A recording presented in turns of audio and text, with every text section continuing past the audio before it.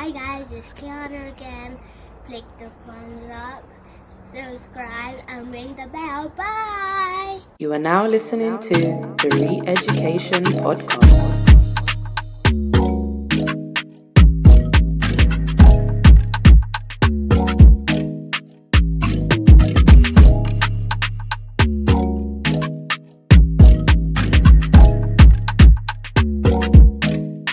Just going back to why we can complement each other, there's no ego here, right? When you come as a coach, you don't come with ego. You come with a humbleness to create a space so that someone can talk and share and learn let them learn what's going on in their own heads. And one of the things I love working with Sam and Jeffrey is that there's no ego in there. And that's the key factor, really. And when you start to talk about motivational, inspirational, or mentoring, there comes an element of ego because I've done it, so I'm showing you how to do it. And that kind of is one of the significant differences between the two. My answer is basically just based on my experience, obviously. And it's not to say there aren't any, it's just to say I'm not necessarily aware of them. There is one that I came across, and it wasn't actually me who came across it, was my wife. And it was called BAME Executive Coaching Directory. So BAME Executive Coaching Directory. And the time we sort of looked at it, I believe it probably had like 4 people on it. Oh. So I'm not sure. Yeah, and I'm not actually sure if there were any men on it. Like potentially now it's changed, but it had about 4 people. So that's kind of something that my wife showed me and sort of what I found. But one thing that I do want to say that's important, and it's just sort of listening to you and speaking about Lola and Sam speaking about sort of his experience of coaching and why it took him so long. I think sometimes not seeing, or look, from my personal experience, not seeing people that looks like me as coaches, I think made me sort of move slowly on that journey. I definitely don't consider myself like some guru coach. I've been a coach for a while. I have lots of experience, but I still very much see myself on a journey, which I think I'm at the beginning of, if I'm honest. And that's because I see some coaching doing very, very well, and at a particular place in their life. And I suppose that's what I look to sort of see when coaches are at the top of their game. Yeah. And firstly, sort of all of those people are white. I know some of them personally, they're friends. But one of the things which was interesting for me, and it just took me a while to get over this, and I think I've only recently got over it, was saying that I am a coach. Personally, some of the people that I see say they're coaches believe they are. We've gone through sort of certifications in schools and qualifications to understand what we're saying. Some people still are unaware that those things even exist. Yeah. Or if they think they exist, they think they're already doing it.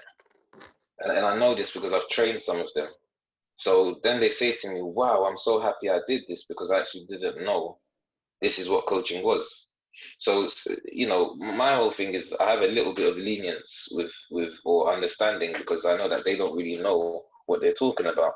But having said that, I felt a little bit embarrassed saying I was a coach. And for me, part of it was sort of as a black man, because I felt as though, and I understand some of it would have been my own reflection and how I see myself, I felt as though if I say that, people are just going to think I'm just one of those people. So if I say to people I'm a coach, I thought people's perception of me would be, this guy thinks he's a motivational speaker. Or this guy, he's one of those people that go around thinking they can fix people's lives. What enables him to do that? And it's quite interesting because I would say my career is coaching and training. And one of the things I would highlight mostly would be my training arm, because I felt more comfortable with that arm, and people tend to understand what I mean. And if I could explain the things that I train in, But when it came to coaching, I just felt a bit awkward. And only after some shifts have I now been able to own it and say it more confidently that, yeah, I'm a coach, because, I believe in myself more and I believe in what I'm doing more. And yeah, I'm sort of more aligned. Oh, Sim, do you mind if I just jumped in on that? Because Yeah, Jeffrey, no, go ahead. cheers, Sim. You just made an interesting point. And I often found like the word life coach, I feel like it's like a progressive word. Like, they went from Negro, nigger, brown, coloured, half caste, mixed race, black. I feel like fast forward 50, 100 years, you won't be called a life coach. You'll be called a this or a that or whatever. And it was like, oh, please don't call me a life coach. I'm a this, I'm a that. And it's hard to really sometimes let that roll off your tongue. I really do find it a progressive word. And you can see different people's reactions and their relationship with it. If they've had great experience or if they buy into it, then their face lights up. And, it's like some people say, "Well, I've never met a life coach before. Wow." And then some people say, oh, really? Because they think instantly you're analyzing them. Do you know what I mean? You've already made your decision on them. So then they at the same time make an informal kind of opinion of you. So yeah, I just wanted to echo Jeffrey's thoughts on that. That it's really hard, and at times, I'm really proud of what I do. And I knew I'd cracked it when I said to my mum, I said, "Oh yeah, I'm gonna be a life coach." And she just laughed. She said, "What do you know about life?" Oh God. She laughed. But it was fantastic because that's the nature of my family. We mock each other.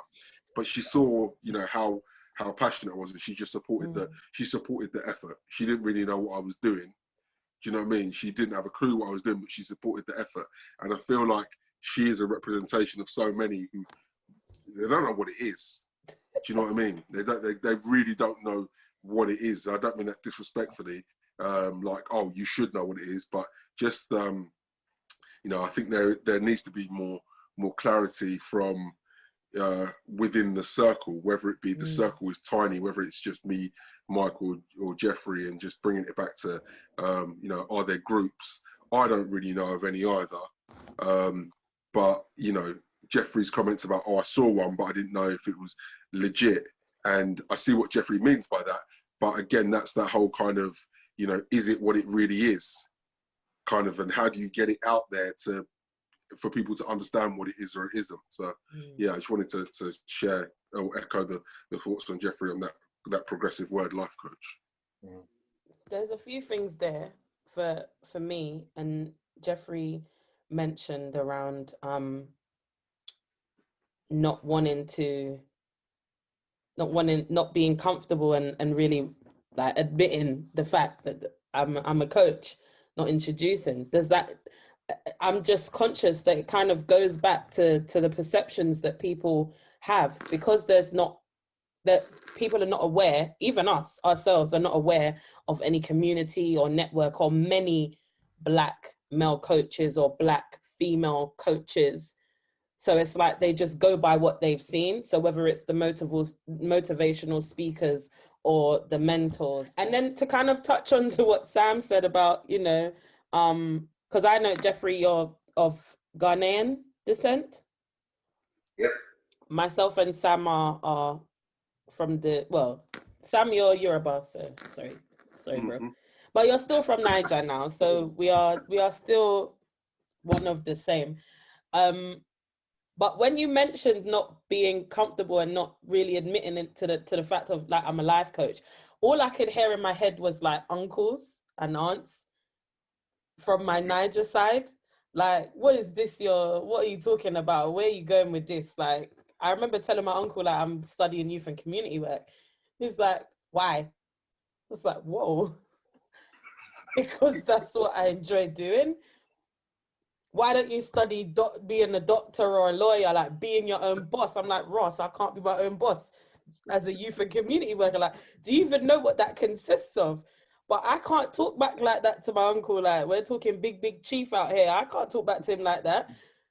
So now I've just got to move in silence. So all I do is just have these different notches that I add to my belt. Like, yes, I'm a youth worker. Yes, I've done restorative justice training. Yes, I can go into schools and do a high level support in teaching and learning. Yes, I can go and coach. Like, I can do all of these things, but even as much notches that I have, if I'm not no professional out here, allegedly, it's just like, okay, well then I'm not saying that I'm a coach then, because that's just another, why are you doing that? What kind of money are you going to make with this? And where are you going with that? And like, I can't deal with that type of stuff. So I'm just conscious. I thought that that was where you was going with that. Both of you, actually. No, absolutely. I think it is. Yeah. I mean, just going on what you just said there. Yeah. Even when, last time I was in Nigeria, like I remember vividly, someone said, now what do you do? And I went to say, oh, I'm a life coach. And my brother just went, psychologist.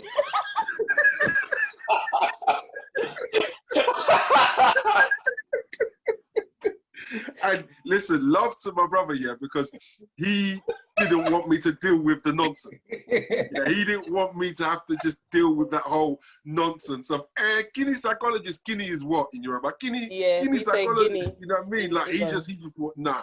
Listen, let me just rescue my little brother, innit? Let me bring him out of there. He doesn't need this. Get out of jail card. Yeah, he doesn't need this. There's your psychologist. Michael, you was gonna say something. Well, actually, it's along the same front. I mean, I was born here, but my parents are from Jamaica. So I couldn't tell them I wanted to become a coach. What's not happening? When I was in my corporate career, it was fine. I'm around the world, I'm doing things, they could brag.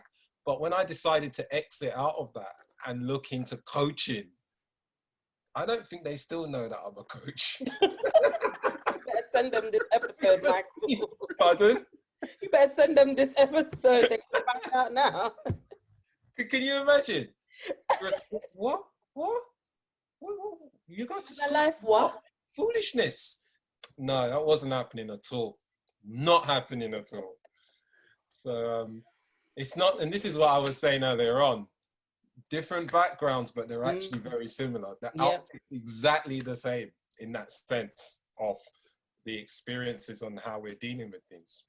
So. Yeah, the education is always kind of drilled into us. Like, it's important. Like, you must go to school, you must go to college, you must go to university, you must get a good job, like, and then that's kind of that's the life cycle. School, college, uni, job, done. Then marriage, children, and you're done. You're finished. Like that's it. And travel if you can, because you got too much kids. Yeah. That's what you get listening to parents sometimes and families. Like, there's so much different questions that I would love to ask, but I mean, this is the ReEducation podcast, and it's all about lived experiences of racism. And it wouldn't be an episode if I don't ask you about experiences of racism. And I want to relate it specifically in your journey to becoming a coach, but also including working as a coach.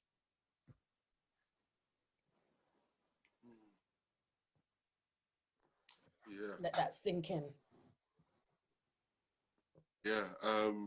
I'm truthfully, because, pun intended, we are a minority as Black male British life coaches. It's like a reverse for me. So when I go into certain universities, so, one of the universities that I collaborate with, they're just absolutely amazing. And they just appreciate my abilities and want me to collaborate with as many people as I can.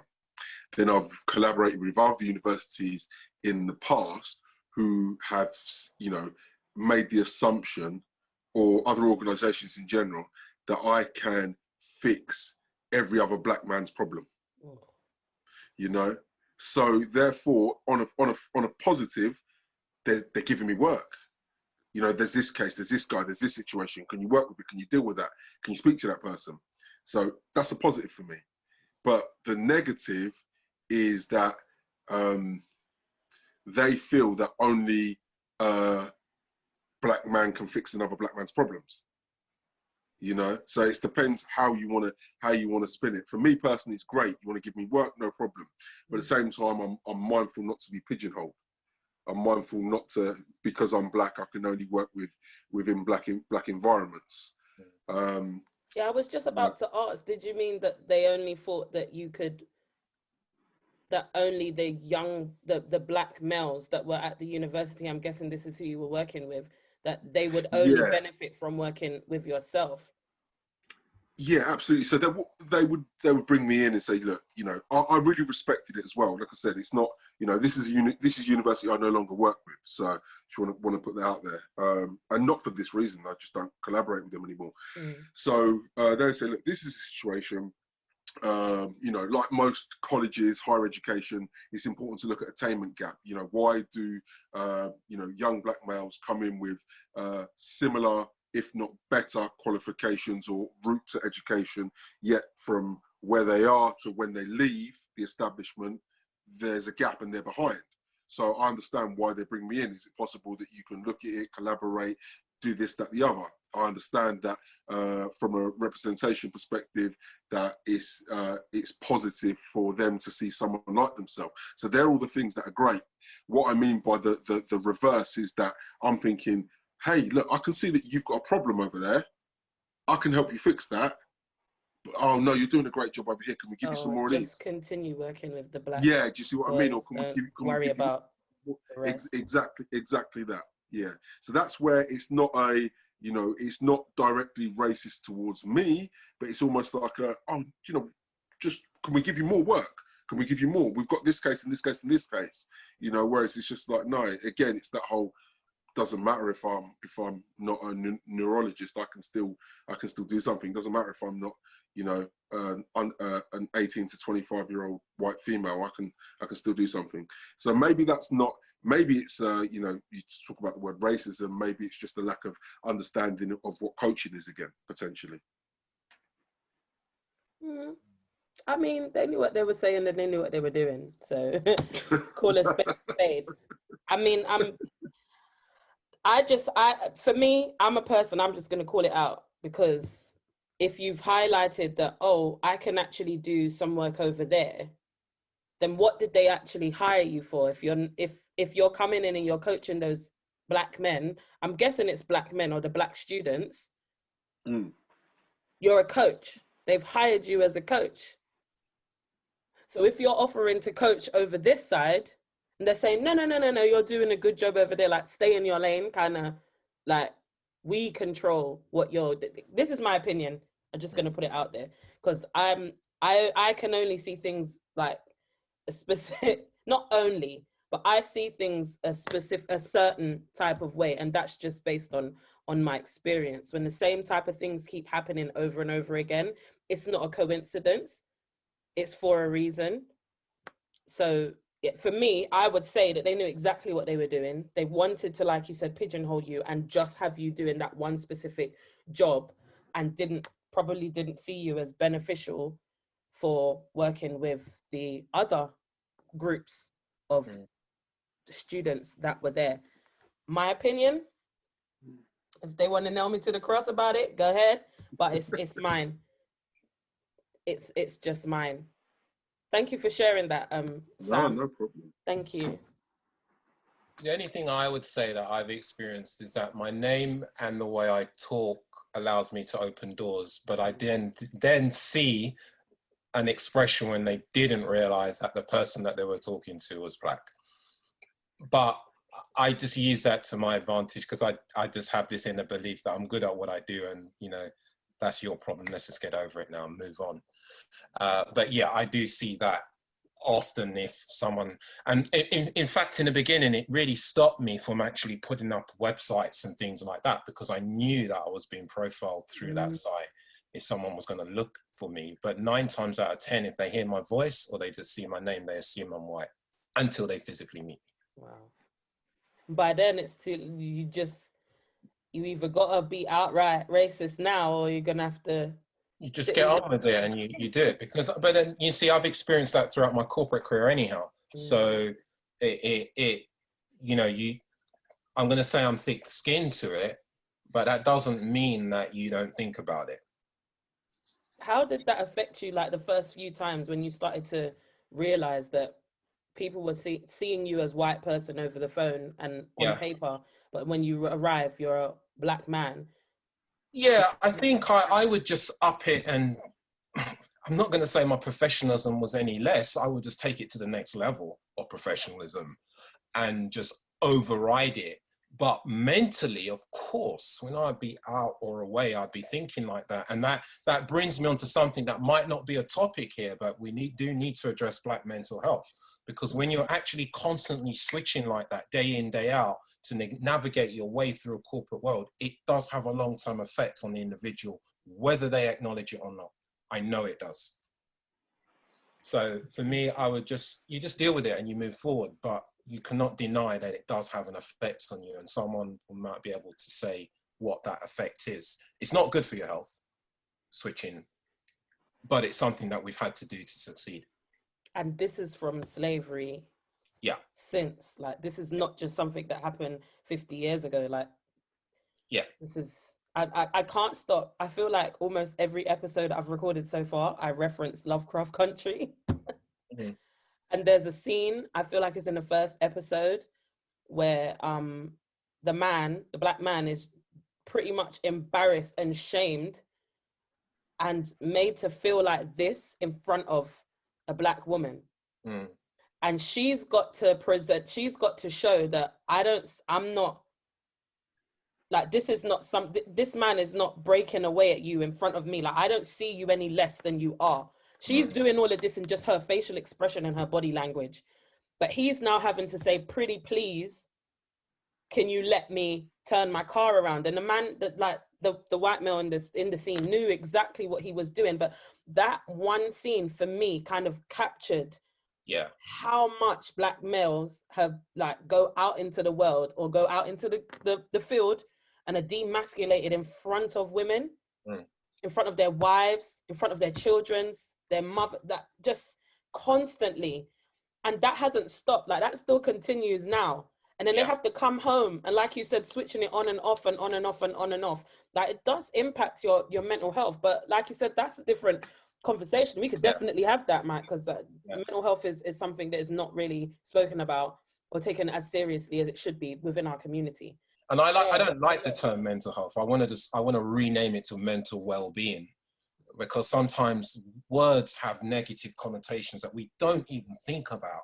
But every time we layer that word into the mind, into the subconscious, and it builds a new neuro pathway, it's forming something that is there. So I'm very aware of what words I'm using, and probably because I'm into the mind and how it works, that's what's helped me to negotiate these things, where I'll switch it in my mind, I'll rename it, I'll retitle it something, I'll reframe it in some way, shape or form that allows it not to leave a negative impact on my mind.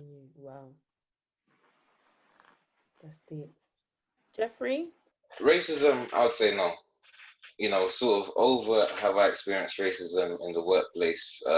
My answer is no. And I think I'm quite fortunate to be able to say that. I think the one thing I would say I've probably experienced is some unconscious biases. And how does that make me feel? No way, to be honest. I understand unconscious bias are there and they exist. I have unconscious biases.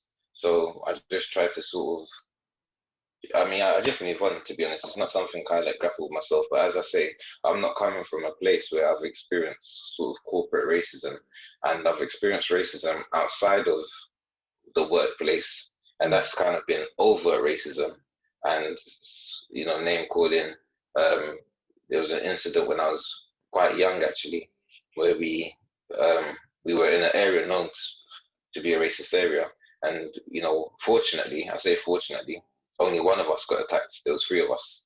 But, that's got nothing to do with sort of the workplace. So I have experienced racism, but not in the workplace. And as I say, I think it's just been unconscious biases. And I say that just sort of based on perception. I remember there was one organization where, funnily enough, this was an organization doing it. They were of some of the trainers they had, they were offering sort of a coaching program. And I was the only coach. I was the only actual coach on this coaching program. But there was other people who put their profiles forward. And I thought, this is great. I'm going to get all the work because these people aren't actually even coaches. And I didn't get a call. So I can only assume, and I'm very aware, it's my assumption, that there was something about my profile they didn't like. But my profile was the only one that said coach for a coaching profile. So that was like, okay, that's quite interesting. And then just some other stuff similar to Michael, where maybe people haven't expected it to be me that's walking in the room. And I've sort of seen that in people's reactions. I remember one particular scenario where I was waiting in a reception with another guy, sort of an older white gentleman, and he was actually reading the newspaper, and it was just us two there. And a company. This wasn't actually coaching. This was I went to do some training somewhere. So this was a very corporate company. It was in the city, and it kind of had that feel about it. So we were there, and the company I was doing it on behalf send out parcels. So I recognized the parcel with the contact there, walking to the reception to give it to me. So me and myself and the contact had never met, but she said she would be the one meeting me, and she had the parcel. So I was looking at her as she was approaching. And as she walked, she was sort of looking at the other man. Then she kind of locked eyes with me and then went back to the other man. But he was reading a newspaper. So as she got closer, this is how I perceived it. It's like something happened in her head to think, hold on, he's reading the newspaper. This guy's looking at me. Could it be him? So she kind of actually like shook her head, like as if she was processing. Then she looked at me and said, Jeffrey. And I was like, yeah. She's like, oh, all right. And then she actually physically changed direction because she was heading towards the direction of the other man. So and for me, that's not racism. I just knew when she thought there's someone coming to train the people called Jeffrey Wotherspoon, it's him, not me. So yeah, those are sort of some of them experiences that come to mind. I just want to just explain something that Jeffrey said, and I think once again this will come to another conversation that we're going to have. But the overt racism I can deal with. I know exactly where you're coming from.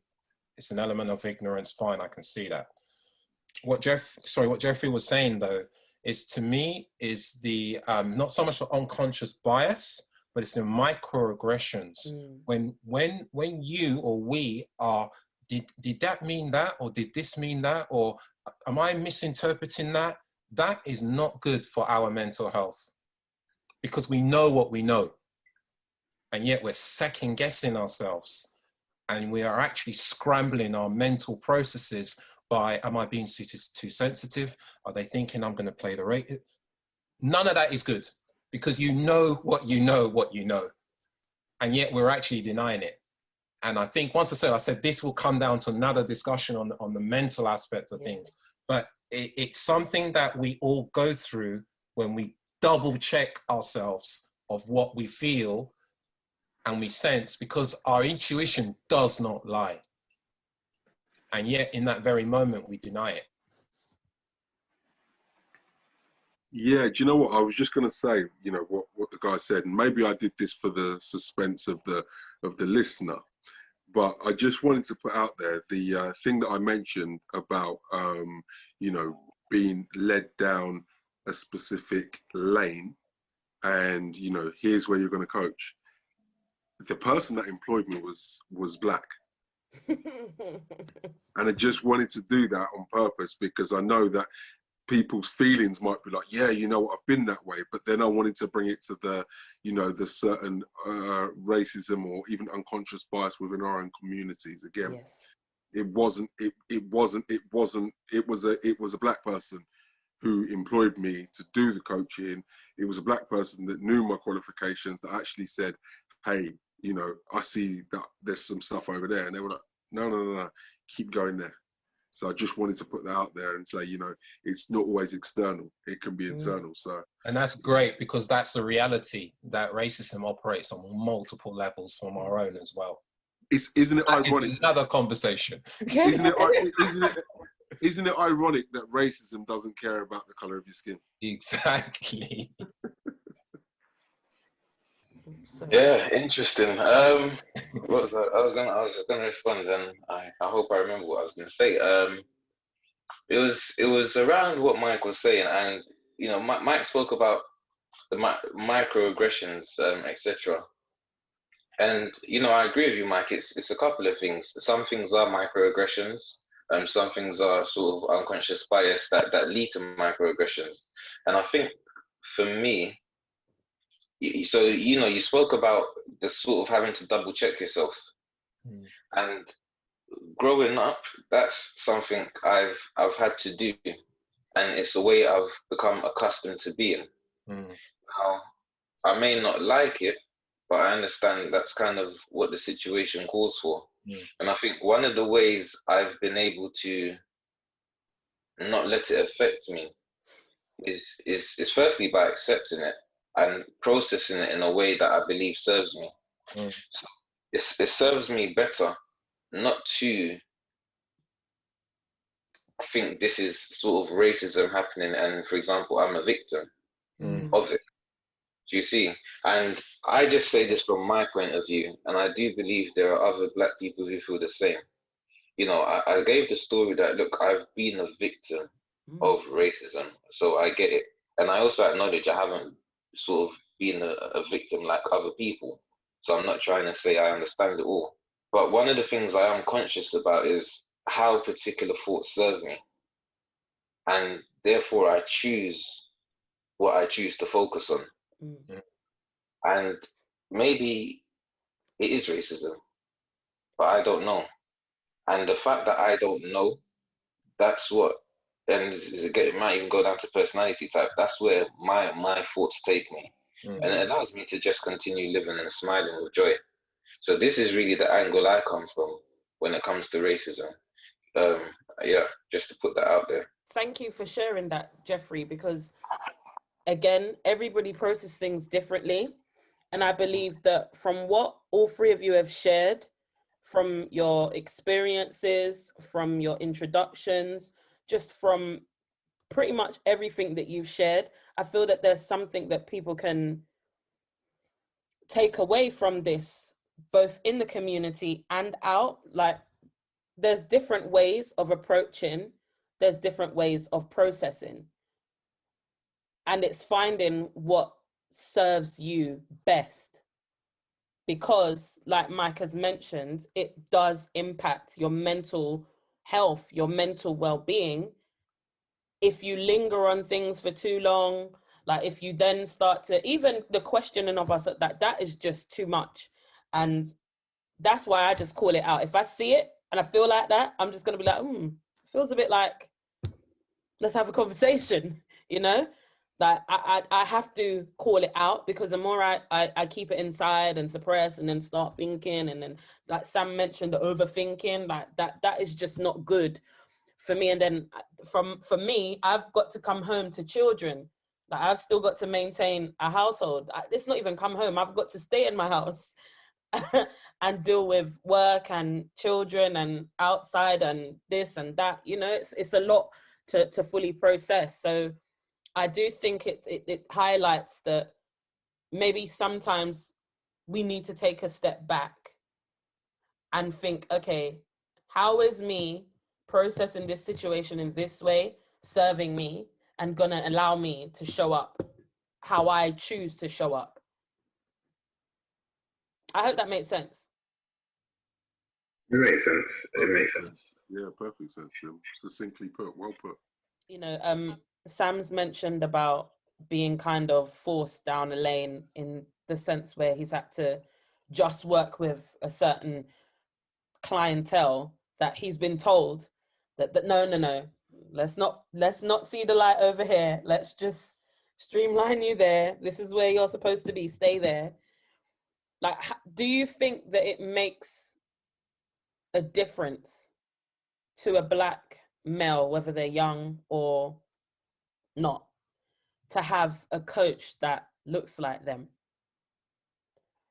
And I say that, and you can look at it from the perspective of the clients that we work with, plus the clients that you work with outside of the organization that we all are connected to.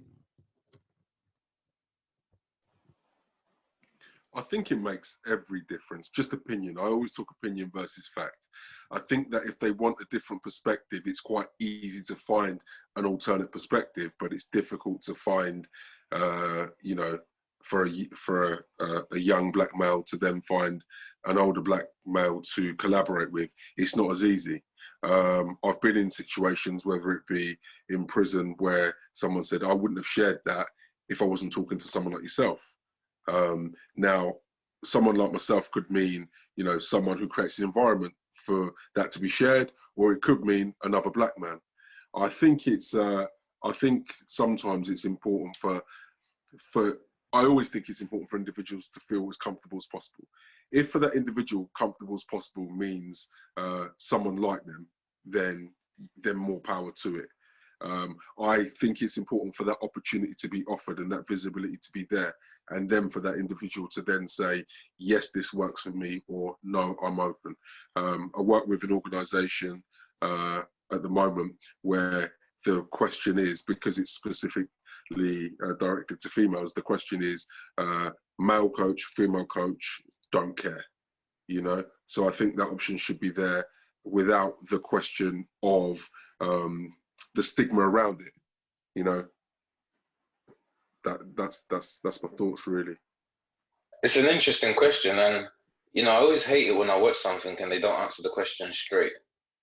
But I'm not sure if I answer the question straight, I'll be articulating what I want to. So I think it depends on the client. I really echo what Sam said. And I think for the young men we're working with in prisons, I think it's very important that they have an option. So an option, because the way we work in prisons, the young men can choose what coach they want to coach them. And I think it's very important that the young men have an option of choosing a Black male. And I think that's for so many factors that are actually outside of coaching. But it's perhaps seeing another man who can have dialogue with them that they probably won't have that type of dialogue anywhere else in their life. And also having that positive role model, which so many of the young men are missing anyway. And, you know, I mean, I can sort of leave it there, but then wider outside of, let's say, the prison system, I think it depends on the client. And, you know, I'll go back to what Sam said. It's about relationship, really. And for some people, it may be, you know, I think naturally for people, it's easier to build rapport with people who look like you. So that's a factor to consider. And that's not, for example, a Black people factor. It's just another factor. And actually, that's probably why some Black coaches, male or female, may have some challenges having coaching clients, because they don't necessarily look like the coaching client. At the end of the day, someone is going to be speaking to you about themselves, personally or professionally. And if they've never spoken to you before, i.e., if they have no friends that look like you, it's going to be quite weird. It's them speaking to you. This is what I think about the situation. You know, I know someone who actually owns a coaching directory, and I think it's a global one, and it does quite well. And he told me, look, I've got Black coaches on my directory, and no one chooses them. You know, professional coaches, and nobody chooses them. And he said the companies are coming to him saying, have you got sort of more diverse coaches to match, just for the purpose of diversity? And he said what he started saying to companies is, yes, I have got the diverse coaches, but one of the things we need to stop doing is giving people options then, because when we put through the pool of coaches, nobody's choosing. So that was a bit of an answer that was a little bit involved with other things. But I do feel as though, actually, it depends on the client in a nutshell, and it can be useful. I agree with what both Sam and Jeffrey have said. I think the client should have an option. However, if you're looking at coaching from a pure coaching perspective, it shouldn't make any difference. Shouldn't make a difference. But the reality is we don't live in an equal and just world. If we're talking specifically young black males, if they've been through the school system, then they've had potentially a tutor or a teacher who said to them, you can't amount to anything, or I disagree with where you think you're going, and may have unconsciously biasly steered them down a particular route to which they think they should achieve something. From a mental perspective, that lays a foundation in the mind of trust or lack of trust. So if you suddenly now meet someone who doesn't look like the teacher who is talking to you and saying to you what are your options are, you instantly have a much better rapport with that individual. And therefore they'll be able to open up things in your mind that previously you wouldn't share before, because you've already laid, you see, the mind doesn't forget these experiences. They're just hidden, but it makes unconscious links to experiences that the next time someone comes with authority and talks to that individual, if it was a negative experience, they've shut them down. And if it's someone who doesn't look like them, they may suddenly open up and create an element of rapport that you previously wouldn't have.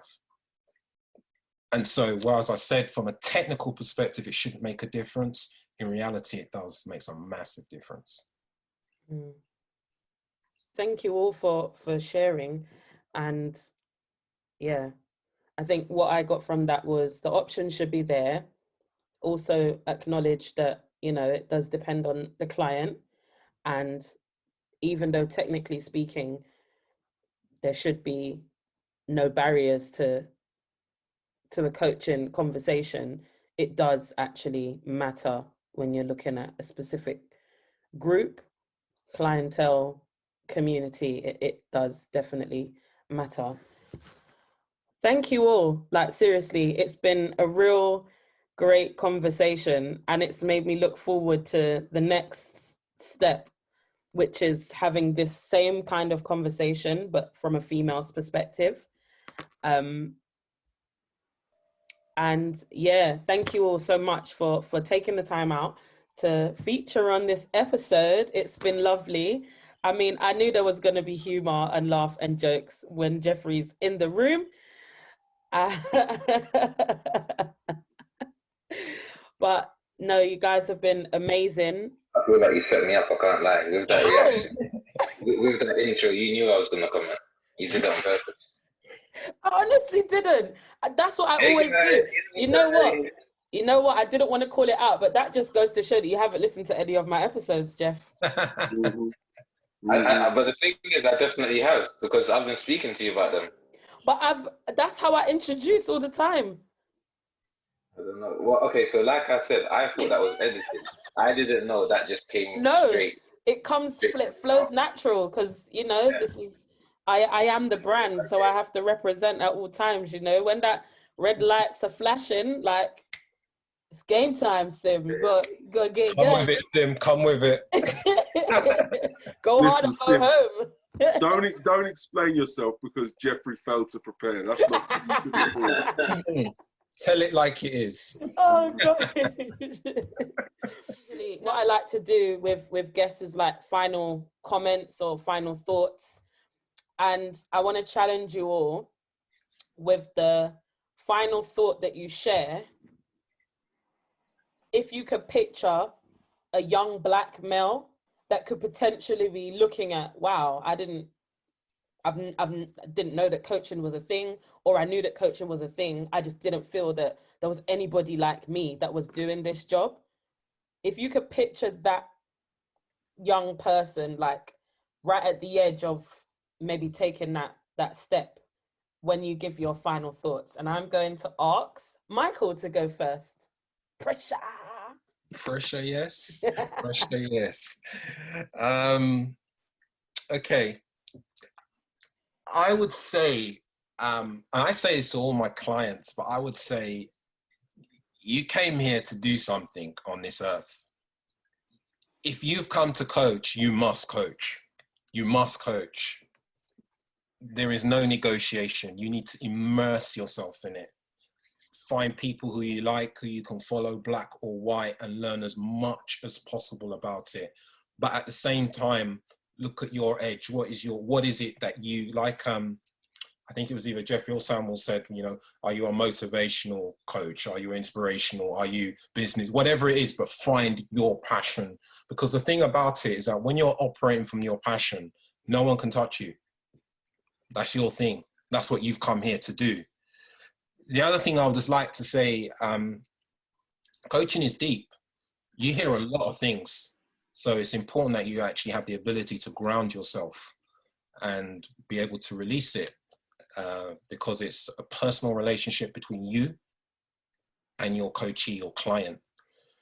But yeah, coaching is a phenomenal profession where there is so much reward that I personally get back when I see people shift, change, make the connections in their mind. So if that's something that you want to do as a young man, as an individual, you need to do it. Go for it 100%, and just find people who you can follow, who inspire you to do what you want to do. Thanks, Michael. And because you say that I set you up last time, I've given you a headline. I've given you the challenge, Jeffrey, so you can go next. Okay. I would say for me, it's very practical, if I'm honest. So for me, I thought coaching was really who I am. When I found it aligned with who I am, so I thought this is what I'm going to do. So the thoughts were in my head is, how do I make a living from this? And what I'll say to the, young black male coach coming up is just think about the practical elements of it. How you can make it work as a business. And what that may mean is, you just need to think about life and lifestyle and how you can manage it, but make it practical, because I think people can really work best when their mind is free and they've got some of their practical things sorted out. So as a coach, I'm not just a coach, I'm a trainer as well. And I think that really supports me. Plus, I didn't start off in full-time coaching. I had coaching as something I did on the side.